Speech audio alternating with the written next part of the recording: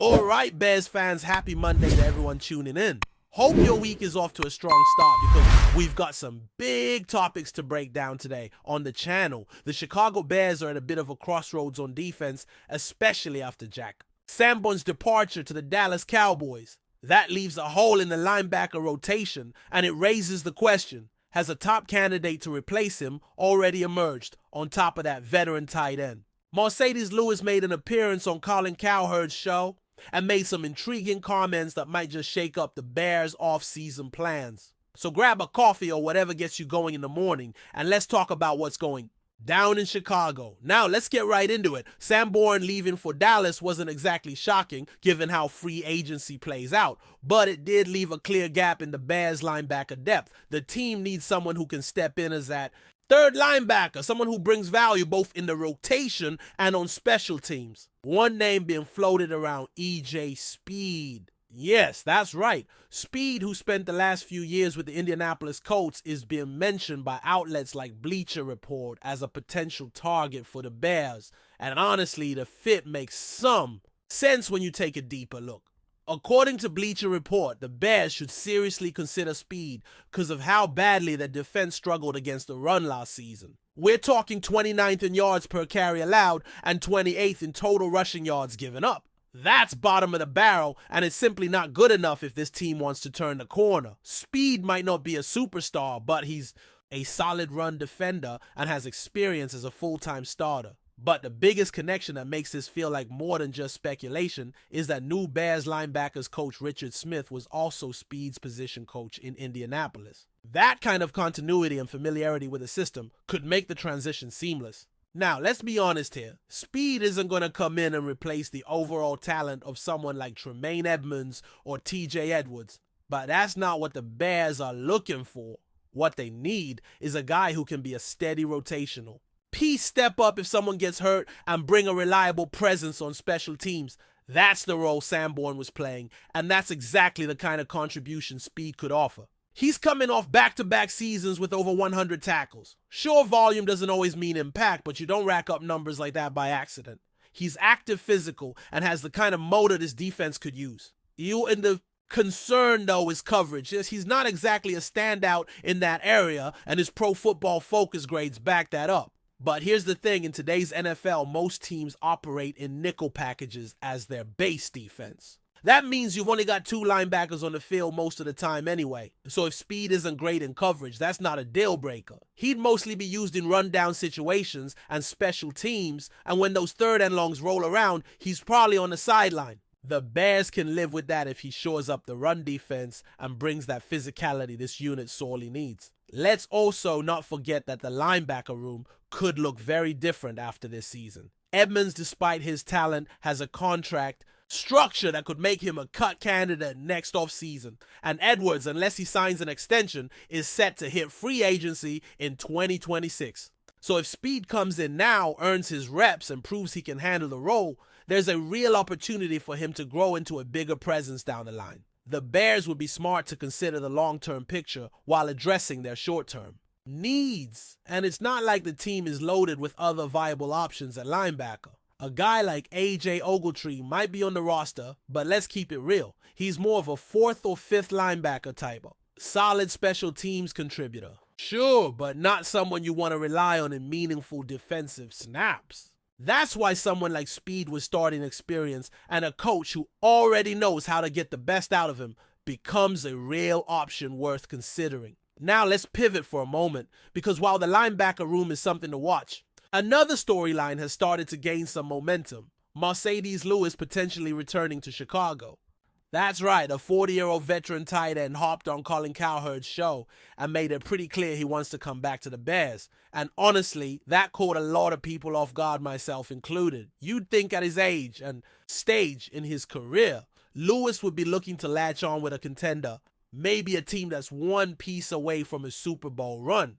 But instead, he said resigning with Chicago would be the best case scenario. Help continue the development of Cole Kmet, who's really coming into his own. For a guy like Lewis, finishing his career alongside a coach he respects and a young tight end he's mentored might be more meaningful than chasing a ring elsewhere. From a roster perspective, this gets interesting. The Bears already brought in Durham Smythe this offseason, who, like Lewis, is primarily known for his blocking. When they made that signing, it kind of felt like a signal that Lewis's time in Chicago was over. But now you start to wonder if there's still a place for him, especially since the tight end room is pretty thin. Outside of Kmet and Smythe, it's not like the Bears are stacked with talent at that position. Stephen Carlson is more of a practice squad guy, and there's no guarantee he even makes the final roster. So if you're telling me Marcedes Lewis could come and play 15 to 20 snaps a game and serve as a locker room leader and elite blocking presence, why not? Yes, he had some pre-snap penalties last season, and no, he's not giving you anything in the passing game at this point.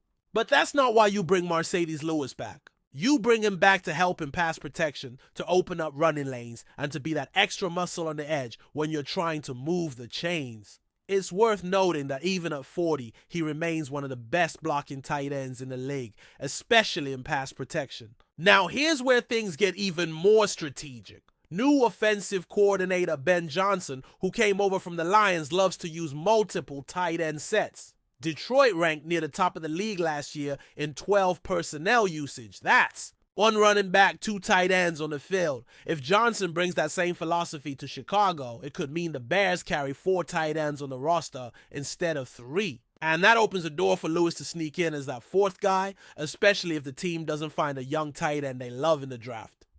Speaking of the draft, I do think that's the next domino to fall. The Bears haven't drafted a tight end since they took Kmet, and with him entering year 5 or 6 of his career, it's probably time to start developing someone behind him. Even if it's a 5th or 6th round pick, you need to start grooming the next man up. But that doesn't mean you can't also bring back Lewis. Draft a young guy, keep Kmet and Smythe, and round out the group with a savvy veteran like Lewis. It gives you the flexibility to run heavier sets, rotate based on matchups, and have insurance in case of injuries. Bottom line, I don't think this is a move the Bears need to rush. See how the draft plays out. See if a young tight end falls into your lap. And if not, revisit the Lewis conversation. He's not signing with another team tomorrow. He knows his role at this point, and he seems genuinely interested in coming back. From a culture and leadership standpoint, that's a win. From an on-field production standpoint, it's a low-risk move with clear upside in the blocking game. All right, we've unpacked a lot already, and there's still more to get into. Whether it's filling that linebacker gap or adding veteran presence, at tight end, the Bears have some key decisions coming up that could shape how competitive they are next season. Stick around because we're just getting started. Let's keep it rolling, because when we talk about the Bears' plans moving forward, we're not just talking about plugging holes with temporary solutions. We're talking about building something sustainable, something that can compete in the long run. And when you start connecting all the dots, there's a clear sense that this front office isn't just reacting to off-season losses like Jack Sanborn or looking for veteran placeholders like Marcedes Lewis. There's a plan here, a vision that seems to blend short-term depth with long-term development, and that's exactly what this team has been missing in recent years. Let's go back to the linebacker situation for a minute, because that's where things could get sneaky interesting, depending on how the front office wants to handle it. If you're seriously looking at someone like E.J. Speed to come in as your 3rd linebacker, that says a lot about how you view your current depth. It means you're not sold on any of the younger guys stepping up just yet, and you recognize the importance of special teams value. That 3rd linebacker spot might not be a full-time role in today's game, but it still matters, especially when injuries hit, or you're trying to rotate fresh legs into a physical matchup. So when you bring in a guy like Speed, who already knows your linebackers coach, who's played meaningful snaps, and who can handle both defense and special teams, that's a pretty safe bet. Not flashy, not headline grabbing, but the kind of move. That smart front office is making March that pays off in November. But here's the thing. Even if you land a guy like Speed, you still want to keep the pipeline going. The good teams in this league don't just sign veterans and call it a day.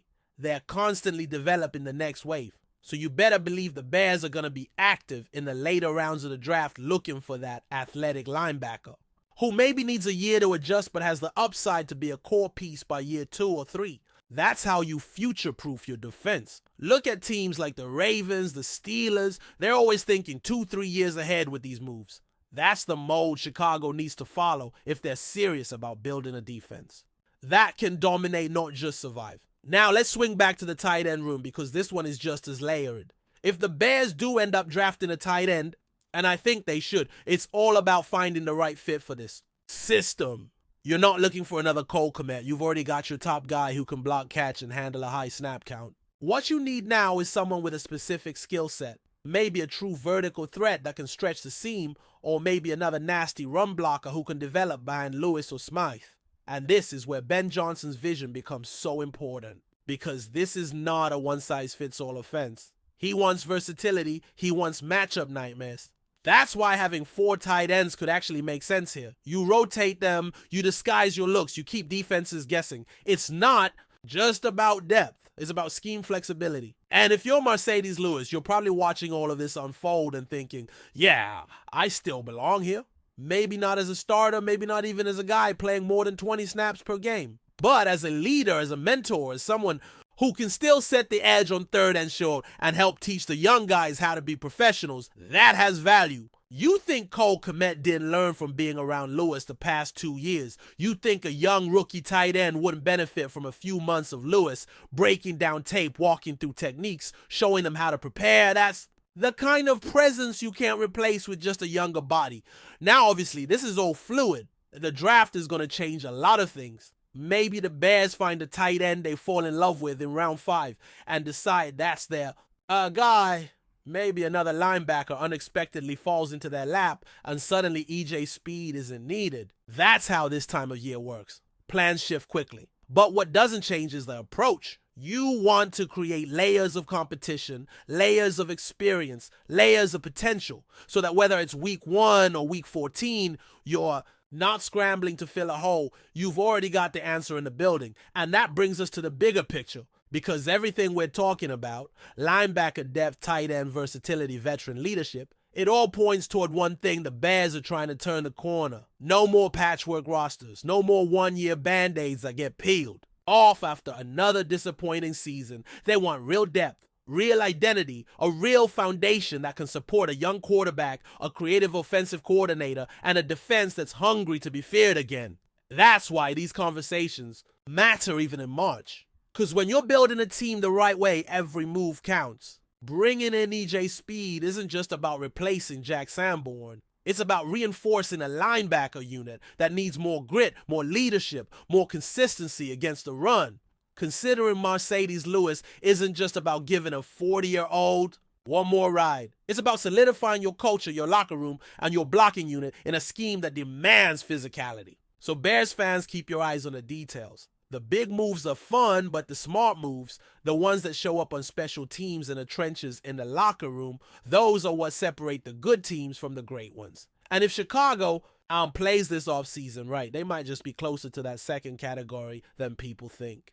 Before we continue, don't forget to subscribe to our channel and give this video a like. Your support helps us keep bringing you the latest updates on our Chicago Bears. And don't be shy, drop your thoughts on the news in the comments below. A shocking rumor has taken over the Chicago Bears offseason discussions, with reports emerging that Caleb Williams is unwilling to play alongside star wide receiver DJ Moore.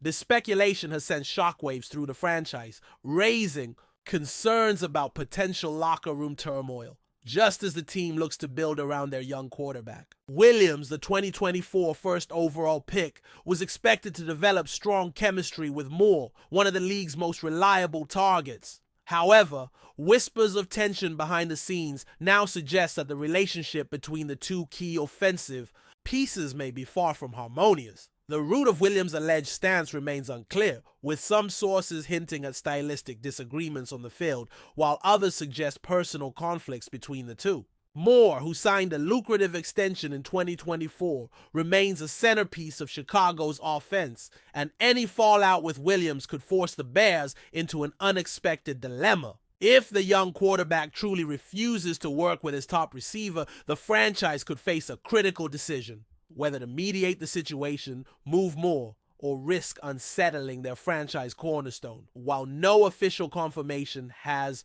been given by either Williams or the Bears front office, the mere existence of such a rumor has ignited a firestorm among fans and analysts. The Bears have spent years searching for a franchise quarterback, and Williams' arrival was seen as a turning point.